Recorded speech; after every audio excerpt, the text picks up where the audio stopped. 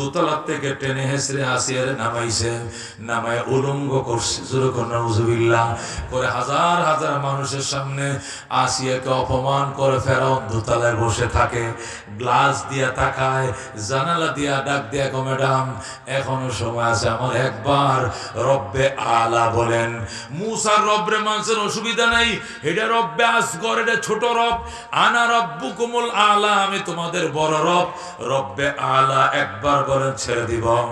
আসিয়া নিচের থেকে থুতু মেরে আর কয় দুশ্মন গলায় চাকু চালা শহীদ হতে রাজি আছি, তোরে খোদা বলতে রাজি না।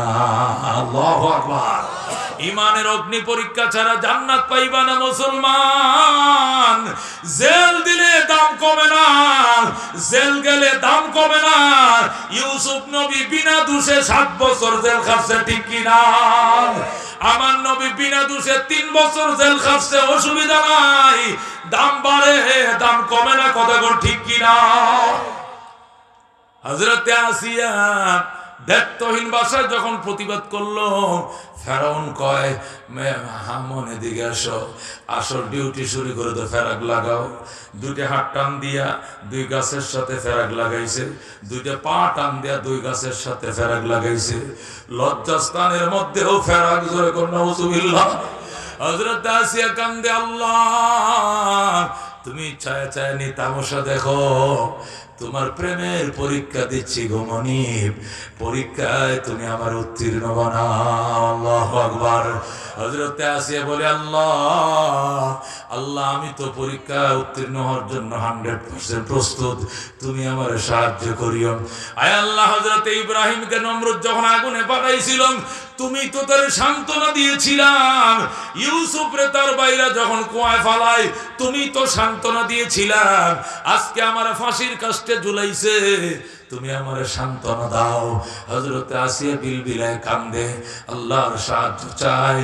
এরপরেও আসিয়া সারেন্ডার করে না। জল্লাদ ডাক দেয়, কি গো ম্যাডাম এখনো সময় হয় না, রব্বে আলাকে মানবেন না? আসিয়া কো শহীদ হতে রাজি আছি, আমি ফেরাউনকে খোদা ডাকবো না। কি করবে করে ফেল, তাড়াতাড়ি কর। জান্নাতের ফেরেশতারা আমাকে রিসিভ করার জন্য দাঁড়ায় রইছে, তাকায় রইছে জান্নাতের হুর গেলমানরা, জলদি কর জলদি কর। আল্লাহু আকবার। আসিয়া যেহেতু সারেন্ডার করে না, ফেরাউন ডাক দেয়া কই ঠিক আছে বুঝেছি বুঝেছি, আসিয়া কি করতে হবে কাজ করো, হাতে পায়ে বাঁধো। আল্লাহু আকবার।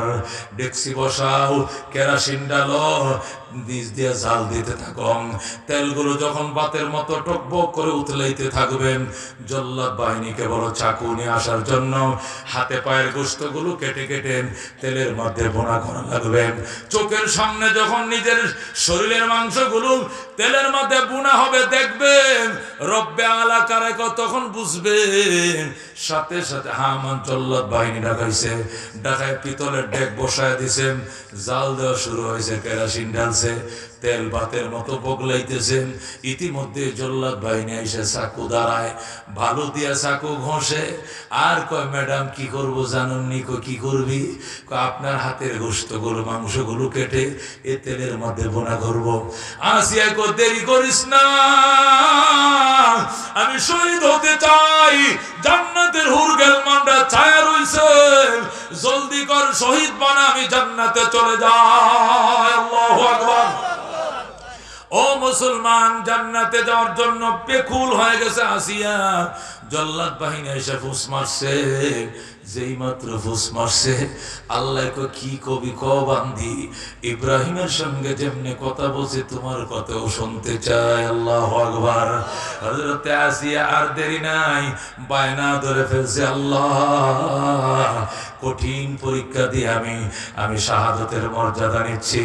আয় আল্লাহ আমি আর কিছু চাই না, জান্নাতের বাসভবনটা তুমি আল্লাহর বাসভবনের কিনারে চাই, অন্য কোথাও মানি না। আল্লাহু আকবার। এ আমার বাসভবনটা আল্লাহ আপনার বাসভবনের কিনারে হবে। আমার বাসভবন আমার মাহবুবের বাসভবনের কাছে বানাও। আল্লাহু আকবার। হযরত আসিয়া মুনাজাত শুরু করে দিয়েছে, রাব্বি বিনিলি ইনদাকা বাইতান ফিল জান্নাতি ওয়া নাজ্জিনি মিন ফিরআউনা ওয়া আমালি ওয়া নাজ্জিনি মিনাল কওমিজ জালিমিন।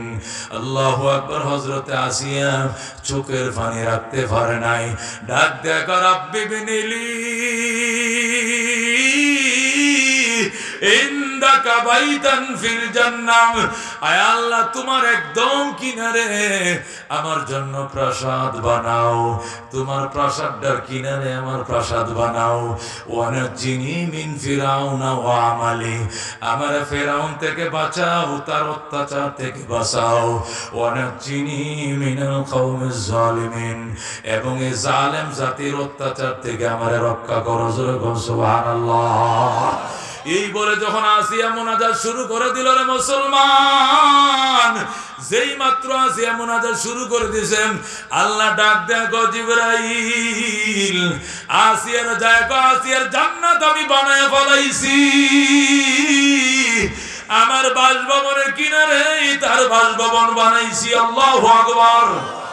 আসিয়া কয়, ভাই জিবরাইল, বানাইলে হবে না, আমার দেখাইতে হবে, আমার চোখের সামনে তুলে ধরো। আল্লাহ ডাক দেয়া, জিবরাইল, আসিয়ার জান্নাতটা আসিয়ার চোখের সামনে তুলে ধরো।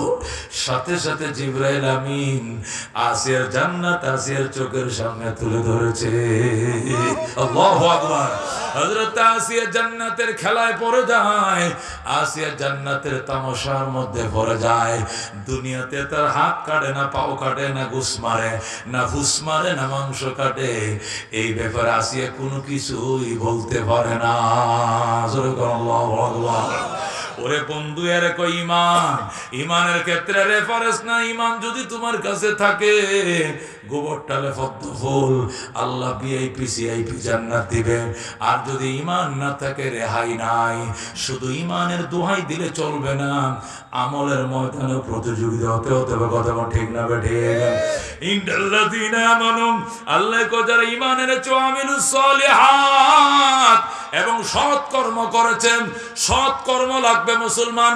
তুমি একজন মা হিসাবে তোমাকে পর্দা করতেই হবে, তুমি একজন মহিলা হিসাবে তোমাকে বুরকা পড়তেই হবে, তোমার স্বামীর আনুগত্যতা তোমাকে করতেই হবে, তোমার সতীত্ব তোমাকে বজায় রাখতেই হবে। রে মা, চারটা জিনিস ছাড়া তোমার উপায় নাই, এটা তোমাকে করতে হবে। আইয়ুমা ইমরাতিন, নারীদের কথার আগে বলি, নবী বলেন যে কোনো নারী সাল্লাত খামসাহা, 5 ওয়াক্ত নামাজ পড়বে, ও সামা শাহরাহা, রমজানের রোজা রাখবেন, ও আতাত বালাহা, স্বামীর অনুসরণ করবে, ও আহসানাত ফারজাহা, সতীত্ব বজায় রাখে চলবে, ফালতাদখুল মিন আইয়ি আবওয়াবিল জান্নাতি শাআত, জান্নাতের যে কোনো গেট দিয়ে ঢুকতে চাবে, সাথে সাথে তাকে ঢুকতে দেওয়া হবে।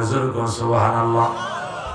এই জন্য মা, ও মা, রান্না বান্নার দোহাই দিয়া, চাকরি বাকরির দোহাই দিয়া, স্বামীর খেদমতের দোহাই দিয়া, নামাজ চাললে আল্লাহ মানবে না, রোজা চাললে মানবে না, পর্দা চাললে মানবে না, বুরকা পড়তেই হবে, পর্দা করতে হবে, এটা ফরজ। কথা কোন ঠিক কিনা? আমল আমল আমল, নবী পরিষ্কার বলছেন, মান বাত্তা বিহি আমালুহু লাম ইউসরি বিহি নাসাবুহু, যার আমল যারে পিছায়া দেয়, লাম ইউসরি বিহি নাসাবুহু, বংশের দাপট দিয়া সে কোনোদিন আগাইতে পারে না। লাম মান বাত্তা বিহি আমালুহু, যার আমল যারা পিছায় দেয়, লাম ইউসরি বিহি নাসাবুহু, তার বংশ পরিচয় তারা আগায় দিতে পারে না। কথা ঠিক না বেঠিক? যদি আমল না থাকে, আর বললাম আমি শিকদার, আমি খান, আমি পাঠান, আমি চৌধুরী, আমি ব্যাপারী, আমি ফাটোয়ারি, আমি আওয়ামী লীগ, আমি বিএমপি, আমি শিল্পপতি, আমি শহরের মানুষ, আমি পৌরসভায় থাকি, আমি বিল্ডিংয়ে থাকি, আমি সাপ্লাইয়ের মালিক, আমি গ্যাসের চুলা রান্ধি, এই সমস্ত ফাঁকনামি কথা কয়ে পার হওয়া যাবে না। কথা ঠিক কিনা? পরিষ্কার বলছেন, মান বাত্তা বিহি আমালু, যার আমল পিছায় দিবেন, লাম ইউসরি বিহি নাসাবু, বংশ তারা আগায় দিতে পারবে না। কারণ ইন্নাল্লাহা লা ইয়ানজুরু ইলা সুওয়ারিকুম ওয়া আমওয়ালিকুম, আল্লাহ তোমাদের আকৃতি দেখেন না, সম্পদ দেখেন না, ক্ষমতা দেখেন না, ওয়ালাকিন ইয়ানজুরু ইলা কুলুবিকুম ওয়া আমালিকুম, আল্লাহ তোমার অন্তরের দিকে তাকায়, আল্লাহ তোমার আমলের দিকে তাকায়। কথা কোন ঠিক কিনা? এই জন্য আমল লাগবে, अमल से जिंदगी बनती ही जन्नत भी जहन्नम भी ए खाक अपने फितरत में न नारी है न नूरी बाजान আমল লাগবে আমল আমল আমল আমল আল্লাহ নবী সাল্লাল্লাহু আলাইহি সাল্লামের জিম কলিজার টুকরা ফাতেমা আল্লাহ নবী বলেন লাউ আন্না ফাতেমা বিনতে মুহাম্মাদিন সারাকাত লাকাতাতু ইয়াদাহা আমার মাইয়া ফাতেমা বিনতে মুহাম্মদ আমি মুহাম্মদুর রাসূলুল্লাহর কন্যা ফাতেমা লা সারাকাত যদি চুরি করে লাকাতাতু ইয়াদাহা আমিও তার শাস্তি স্বরূপ তার হাত কেটে দিব আমি তার মাফ করব না আল্লাহ নবী না হযরত ফাতেমারে ডাক দেয়া কয় মা ও মা এদিকে আয় কাল কিয়ামতের ময়দানে আল্লাহর যদি এই কথা কো আমি নবীর মাইয়া আমি নবীর জি নবীর কলিজার টুকরা জি আমি কোনো আমল করতে পারি না আমারে পার করে দাও আমারে মাফ করে দাও আমি নবীর জি হিসাবে আমারে মাফ করে দাও আমার দোহাই দিলে তুমি পার পাইতা না আমলের সঙ্গী সাথে লয়া লও আল্লাহু আকবার নবী যদি তার জি ফাতেমার এই কথা বলতে পারে তাহলে আমার আর আপনার কি উপায় হবে রে মুসলমান আমল কই আমলে তো খবর নাই দুনিয়াতে দুনিয়ার শিক্ষার জন্য প্রতিযোগী দুনিয়ার টেকনোলজির জন্য প্রতিযোগী দুনিয়ার ঘরবাড়ি দালান কোঠার জন্য প্রতিযোগী চাকরি বাকরির জন্য প্রতিযোগী বিয়ে শাদী সম্বন্ধ আত্মীয়তা করার ক্ষেত্রে প্রতিযোগী কিন্তু আমলের ক্ষেত্রে কোনো প্রতিযোগিতা নাই আল্লাহ নবী ডাক দিয়া কয় আমার ফাতেমা কান্দে ফাতেমারে নবী ডাক দিয়া কয় মারে কান্দিস না কি জন্য কান্দ কো বাবা গো কান্দি তুমি তো চলে যাইবা তুমি আজরাইলের অনুমতি দিয়ে দিছো তোমার জান কবজ করার জন্য তুমি চলে গেলে আমি কেমনে দুনিয়াতে থাকবো আমার মা খাদিজা নাই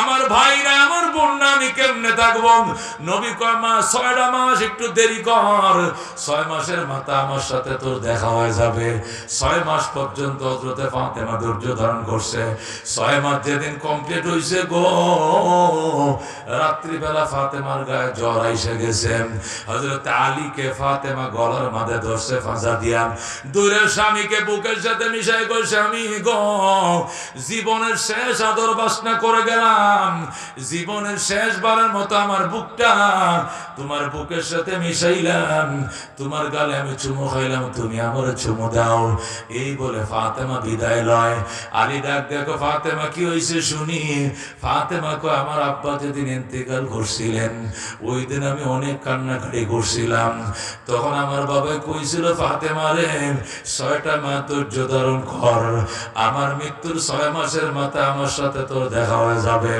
সেই দিন থেকে আমি গুন্না রাখছি আজকে 6 মাস কমপ্লিট হয়ে গেছে আল্লাহু আকবার ও শেরে খুদা আলী হাসান হুসেনের আব্বা আজকে রাত্রে 6 মাস কমপ্লিট হয়ে গেছে আমার চলে যাওয়ার পালা আমার দুনিয়া মিথ্যা হইতে পারে আমার বাবার কথা মিথ্যা হবে না আমাকে চলে যেতে হবে অলরেডি আমার শরীরে জ্বর এসে গেছে আমি চলে যাব আমার ক্ষমা করে দাও আলী কান্দে কি শুনাইলা গো ফাতেমা তুমি কি শুনাইলাম ফাতেমা তুমি নবীর কলিজার টুকরা ছিলা একটা পছন্দের শাড়ি তোমারে কিনে দিতে পারি নাই পছন্দের খাবার আমি তোমারে খাওয়াইতে পারি নাই আমার ক্ষমা করে দিও ফাতেমা একজন থেকে আরেকজন ক্ষমা চায় ফাতেমা ডাক দেখো সব ক্ষমা করে দিলাম তোমার পায়ের নিচে আমার জান্নাত তোমার কোনো খেদমত করতে পারি না গো আলিম তুমি আমারে মাফ করে দিও আমি বাবার কাছে যাই অপেক্ষা করতেছি তোমাদের জন্য তোমরাও আইসো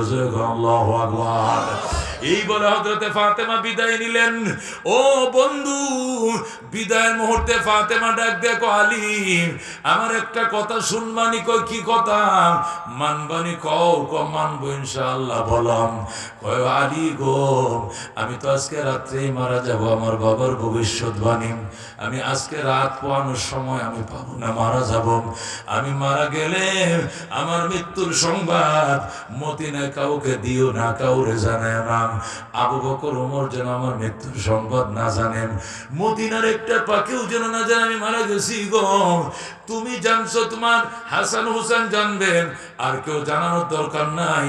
আমার তুমি কবর করবা, তুমি জানাজা পড়াইবা, তুমি গোসল দিয়ে শোয়াইবা, কবরটা এমন ভাবে দিবা পাতা লতা দেড়াইগা রাখবা, এটা যে নতুন কবর এটা যেন বোঝা না যায়। জোরে বলুন আল্লাহু আকবার। হে আলী, মদিনায় কাউকে আমার মৃত্যুর সংবাদ দিও না। শেরে খোদা আলী ডাক দেখো, ফাতিমা আমি একা তোমার গোসল করাইব, একাই কবর করব, একাই বাঁশ কাটব, একাই ছাড়াই বানাইব, একাই গর্ত করব, একাই গোসল করাবো, এতগুলো কাজ আমি একা কেমনে করব? একটা মানুষের পারমিশন দাও। ফাতেমা বলে, কে? আমার ফুফাতো ভাই হযরত আবু যর গিফারি, আল্লাহওয়ালা বুজুর্গ মানুষ, তারে শুধু পারমিশন দাও, একটু হেল্প করবে আমার সাথে, খান দাফন একটু হেল্প করবে, আর কেউ লাগবে না। ফাতেমা কো ঠিক আছে, আবু যরকে পারমিশন দিলাম। আল্লাহু আকবার বলেন। হযরত আলী ডাক দিয়ে বলেন, এ আলী, ফাতেমা আবু যর ছাড়া আর কাউকে জানাবো না, তোমার কথা আমি রাখলাম, তোমার কথা অমান্য করার সুযোগ নাই।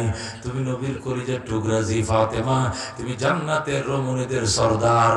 এই বলার পরে হযরতে ফাতেমা ঘুমায় গেছেন, দুনিয়া থেকে বিদায় নিয়ে গেছে।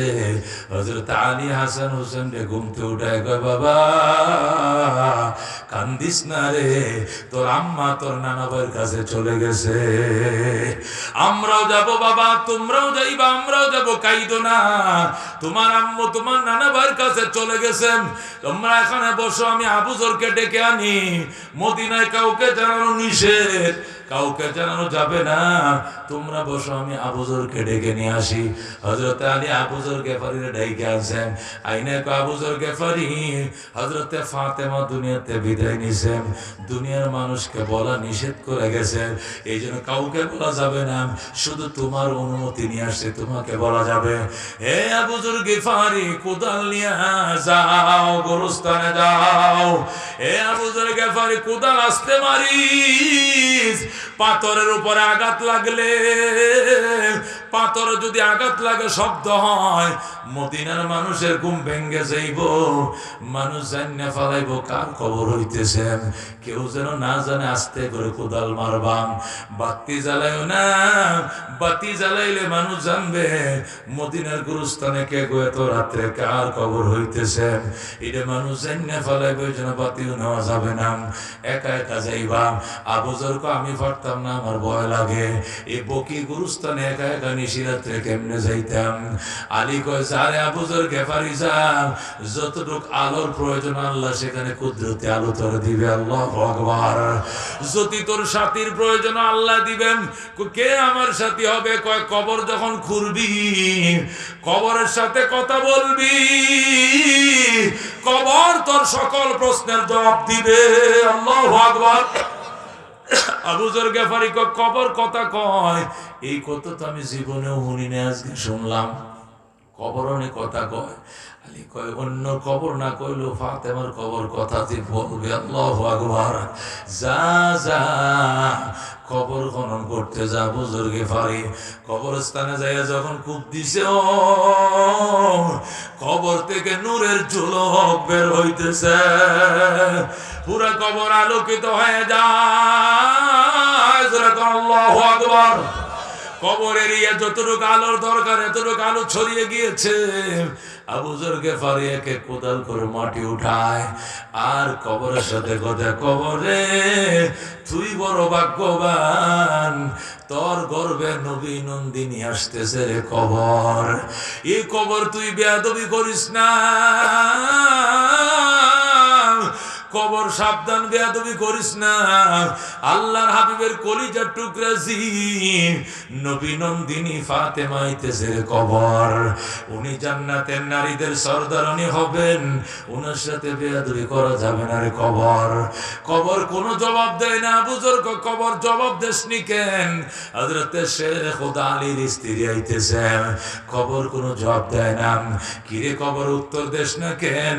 হাসান হুসেনের আম্মা আসতেছে, কিন্তু কয়ে দিলাম খবর সাবধান, বেয়াদবি করিস না, চোখের জ্যোতি যত দূর যায় কবরে তুই এত দূর পর্যন্ত প্রসারিত হয়ে যাবি।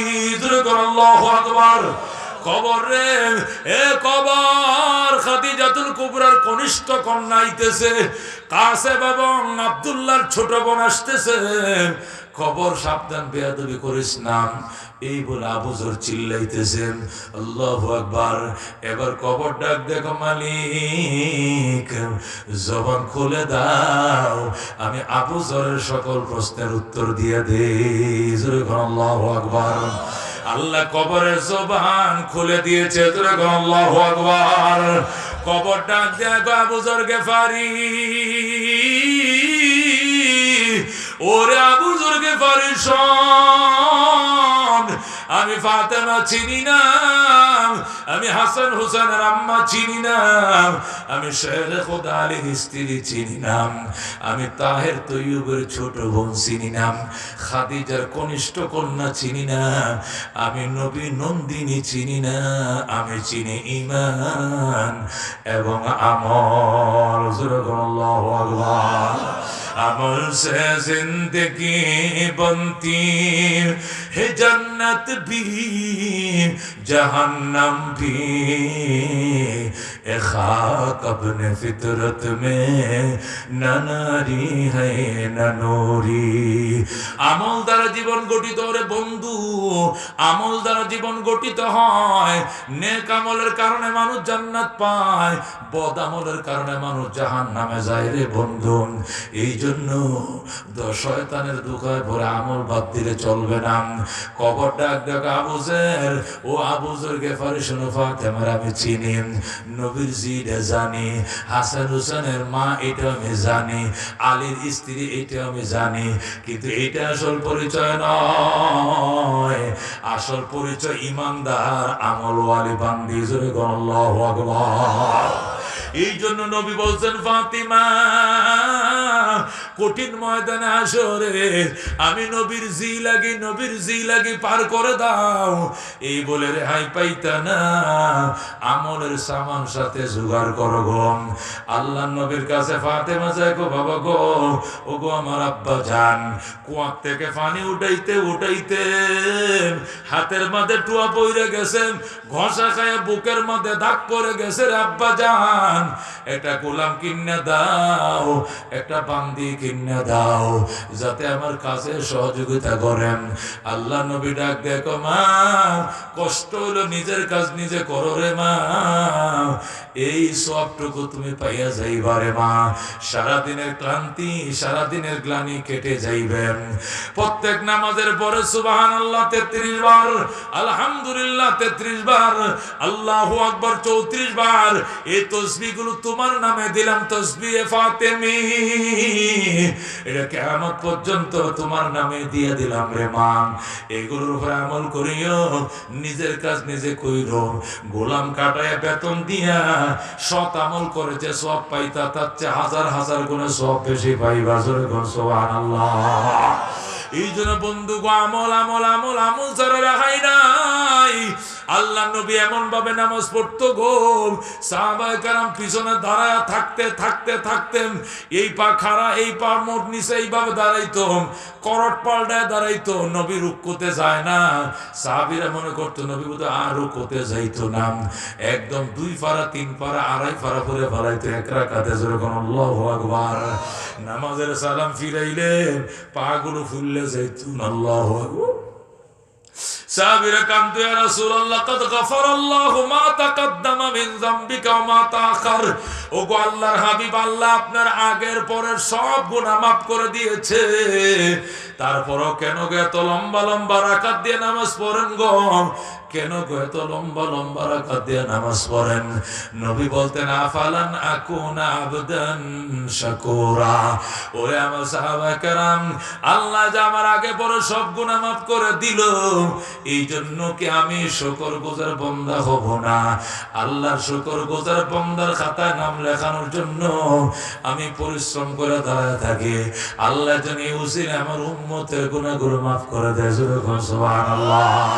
এই উম্মতের জন্য কি জিনিসটা বাদ দিছে? আরে উম্মত, আজকে নবীকে চিনলা না যার গায়ে মশা মাছি বসা ছিল হারাম, এই নবীর এমন মারা মারছে একটা ইঞ্চি জায়গা পিঠের মাঝে খালি ছিল না, মারতে মারতে অজ্ঞান বানায় যখন চলে গেছে, এরপরে জিবরাইল এসে মাথায় পানি ঢালেন। হযরত আব্বাস, সে একজন গোলাম ছিল, আঙ্গুর বাগানের মালি ছিল, গোলাম, অন্যের গোলাম, সে ছিল বেঈমান। আল্লাহ নবী চোখ মুখ উল্টায় চলে যাইতেছেন, বেঈমানরা ফালায় রাইখা গেছে। কয়েকটা আঙ্গুর আইনা নবীর জিহ্বার মধ্যে চিপ দিয়ে দিছেন। কয়েকটা আঙ্গুরের রস যখন নবীর জিহ্বা দিয়ে ঢুকছে বুকে, আল্লাহর পয়গম্বর চোখ করে তাকাইছে, ছায়া দেখে জিবরাইল পাশে দাঁড়ায় রইছেন। আল্লাহর হাবিব কয়, ভাই জিবরাইল রে, আমার এইভাবে কাফেররা মারল, তুমি কই ছিলাম? আল্লাহু আকবার। জিবরাইল ডাক দেয়া কয়, ইয়া রাসূলুল্লাহ, ইয়া হাবিবাল্লাহ, আপনারা যখন মারছে আমরা দেখছি, জান্নাতের মধ্যে রুদন করে কাঁদছি, আমরা আকাশে পয়রা থেকে কাঁদছি, কিন্তু আল্লাহ আমাদেরকে আইতে দেয় নাই। আল্লাহকে একটু দেরি কর, একটু দেরি কর, আমার বন্ধুর উম্মতের গুনাহগুলো মাফ করায় লয়। আল্লাহ আপনার মায়ের খাওয়াইয়া আপনার উম্মতের গুনাহ মাফ করায়, আমার কিছুই করার নাই, আমি কি করব গো আল্লাহর হাবিব? ও বন্ধু, পিঠের মধ্যে একটা ইঞ্চি জায়গা ফাঁকা ছিল না। আল্লাহু আকবার। হযরতে আম্মা জান আয়েশা বলতেন, নবীজি পিঠের কাপড়টা কখনো সরাইতো না। আমি বলতাম, পিঠের কাপড়টা কেন সরায় না? এই কথা তো আমি আগে বুঝতাম না। আরেকদিন যখন গোসলখানা নিয়ে গেঞ্জিটা টান দিয়ে খুললাম, খুললে তো চিল্লান দিয়ে আমি অজ্ঞান হয়ে গেছি। পিঠের অবস্থাটা দেখে আমার জ্ঞান নাই। ও গো আল্লাহর হাবিব, আপনার আব্বাই না ছিল না, আপনার আম্মাই না ছিল না, আপনার কি আত্মীয় স্বজন ছিল না, আপনার কি চাচা মামুরা ছিল না? ছোটবেলায় বসন্ত রোগ হয়েছিল, আর আপনার পিঠটা সব গর্ত গর্ত হয়ে গেছে, আপনাকে চিকিৎসা করার মতো কোন শরীর মক্কানগরে ছিল না। আম্মা জান আয়েশা এইগুলো বলে কান্দে বিলাপ করেন। নবী ডাক দেয়, আয়েশা, আমার কোনো বসন্ত রোগ হয় নাই, আমার কোনো অ্যালার্জি হয় না রে আয়েশা, আমার তায়েফের যুবকরা মারছিল, আমার ফিডের মধ্যে একটা ইঞ্চি জায়গা খালি ছিল না রে আয়েশা, আমার এইভাবে মারছিল, আমার ফিটটারে তছনছ বানায় ফেলছিলাম, তারপরে আমি উম্মতের জন্য বদদুয়া রাখি নাই। আল্লাহু আকবার। এই জন্য বন্ধু রাহমাতুল্লিল আলামিন সাল্লাল্লাহু আলাইহি ওয়াসাল্লাম, যার গায়ে মশা মাছি বসা ছিল হারাম, আগ্রা আল্লাহ অগ্রিম শুভেচ্ছা দিয়ে রাখতে জান্নাতের, যারা দিয়ে আল্লাহ জান্নাত উদ্বোধন করবে, সেই নবী দুজান রাহমাতুল্লিল আলামিন যদি ও বন্ধু এত পরিশ্রম আর কষ্ট করতে পারে, আমরা বুঝি নামাজটা করলো কষ্ট হয়ে যায়। আজকে থেকে তওবা করো, আল্লাহর সাক্ষী বানায় বলো, যতদিন পাইতে আছি আর নামাজ ছাড়ব না। রাজি আছেন? আল্লাহ 5 ওয়াক্ত নামাজ তুমি পড়াইও, আল্লাহ 1 ওয়াক্ত নামাজ তুমি কাজা করাইও না। জোরে বলো আমিন। আজ থেকে, আজকে নভেম্বর কয় তারিখ? 28 তারিখ। ডিসেম্বর, জানুয়ারি, ফেব্রুয়ারি, মার্চের 23 তারিখ পহেলা রমজান। আল্লাহ ওই পর্যন্ত বাঁচায় রাখো। জোরে বলো আমিন। একটা রোজাও ছাড়বো না। কারা কারা রাজি আছেন ইনশাআল্লাহ? গ্যাস্ট্রিকের সমস্যা আছে যে, আমসা আছে যে, ডায়াবেটিসের সমস্যা আছে, অসুবিধা নেই, থাক, যা আছে আছেই, মরে যাব, রোজা ছাড়বো না। রাজি আছেন? রাজি আছেন? আর টাকা পয়সা আল্লাহ যদি দেয়, হংকং আর বেলজিয়াম না গিয়া, থাই আর হংকং না ঘুরে মক্কা মদিনা যাব। কার কার নিয়ত আছে? আল্লাহু আকবার। আল্লাহ তুমি কবুল করো, আল্লাহ তুমি মঞ্জুর করো।